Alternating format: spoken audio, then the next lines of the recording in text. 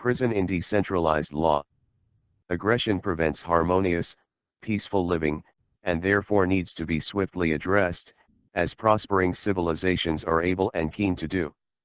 When there is a threat to life or property, there is need to neutralize that threat, not through death of the aggressor, as that is not usually fitting of the crime, but there is much need for giving wayward individuals a chance to learn from their wrongs and reform, and it is reform that is most indicative of the readiness to rejoin society.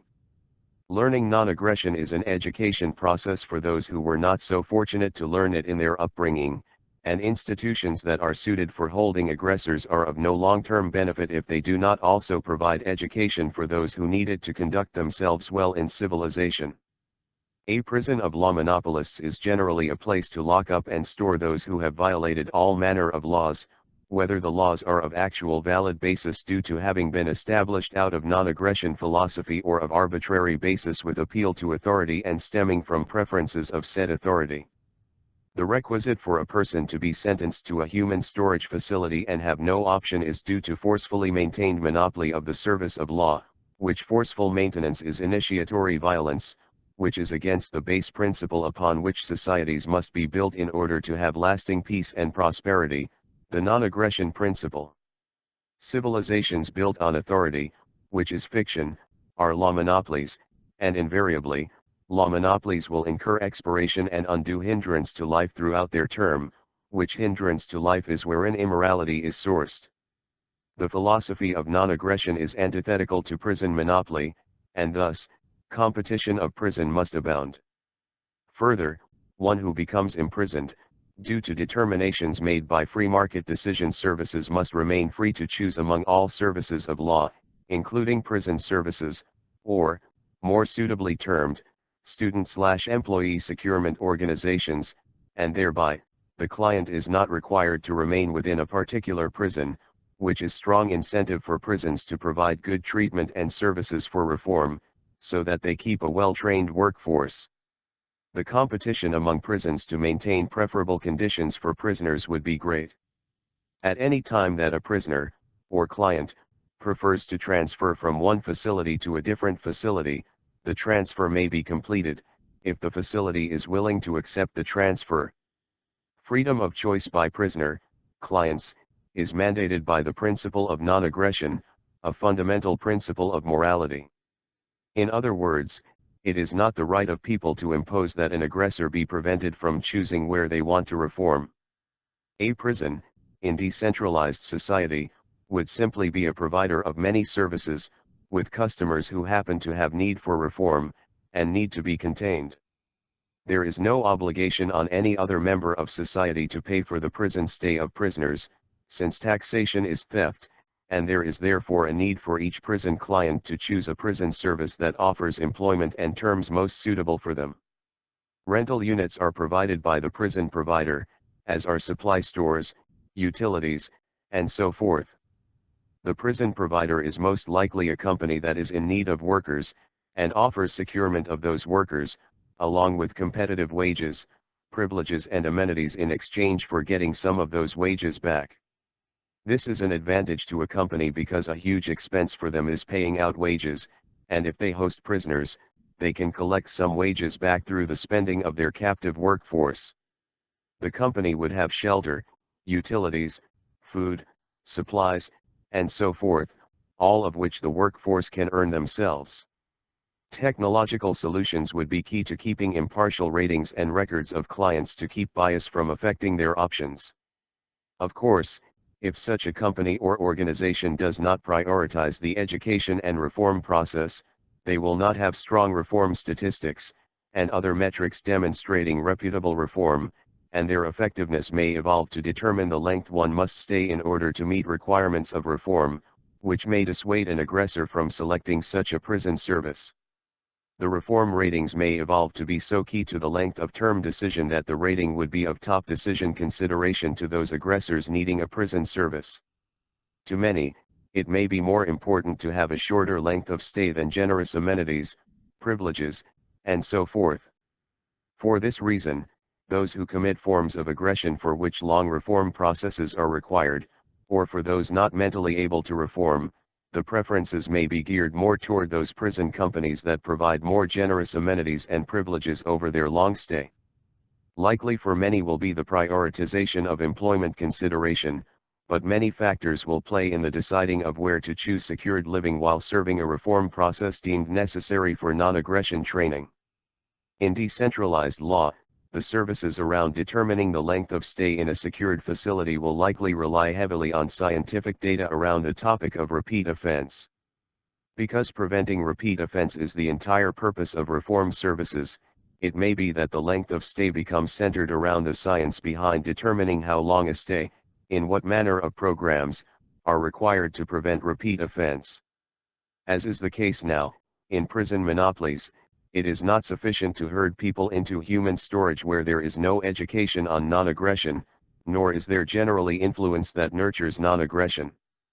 Further, the model of tax-funded prisons is generally to leave prisoners with huge amounts of free time and little or no responsibility to see to earning their own needs and wants, such as food, shelter, utilities, and so forth. Without big assumption, one can deduce that reform may be a more rapid process when there is no time left for idle mind and quarrelsomeness among others, to stew on hierarchic, personality, gang-related and racial differences of other inmates. Time is instead applied to working for a living and programs for personal development.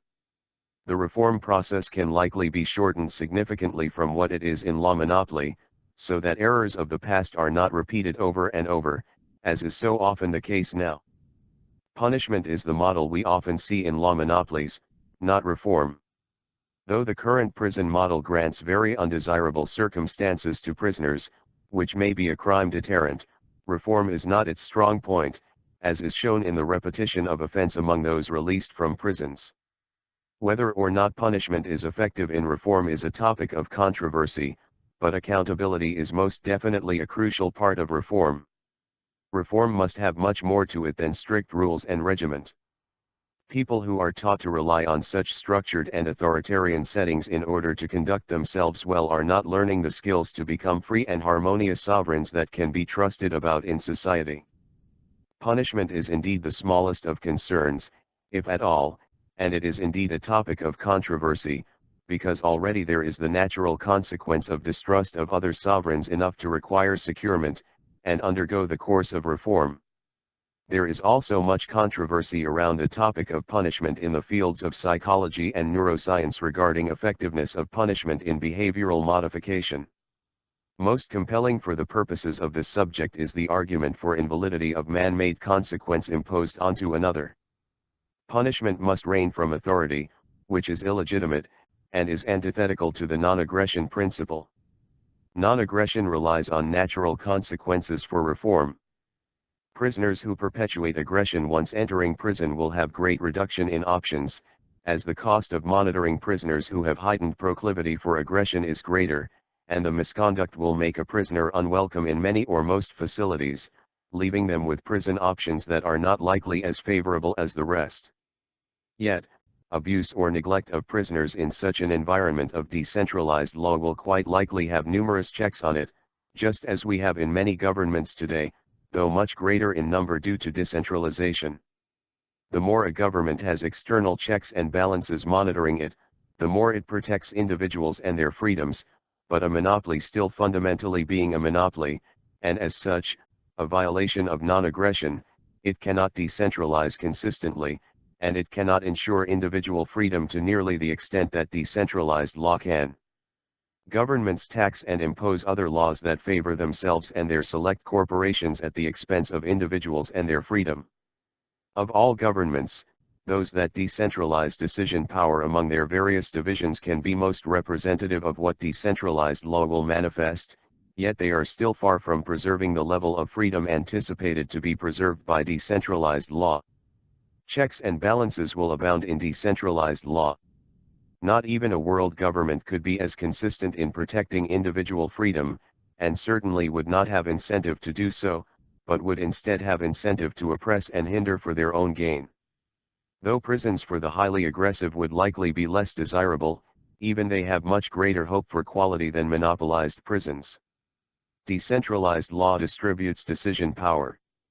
It brings competition to all facets of law services, including prisons.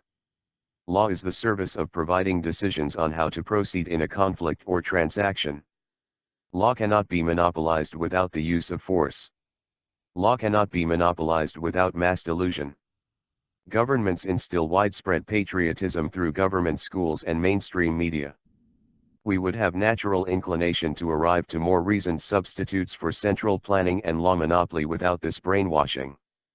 We would be more inclined to learn from history if it were not that our faculties were hijacked by government indoctrination that instills in us the inclination to repeat the greatest mistakes of history. Decisions must be decentralized. Decisions must be open to scrutiny and subject to reproach.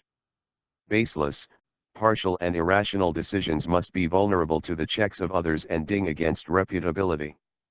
Such is often not the case with governments. Power corrupts, and absolute power corrupts absolutely. It is mutual accountability that keeps balanced humility and autonomy. If prisons become secured education, opportunity, and personal development programs that boost up wayward individuals, instead of tear them down with dehumanizing regiment and ill influence, it will happen only in decentralized law. Governments have failed us overwhelmingly in this and many other aspects. The way to move forward is in the decentralization of law.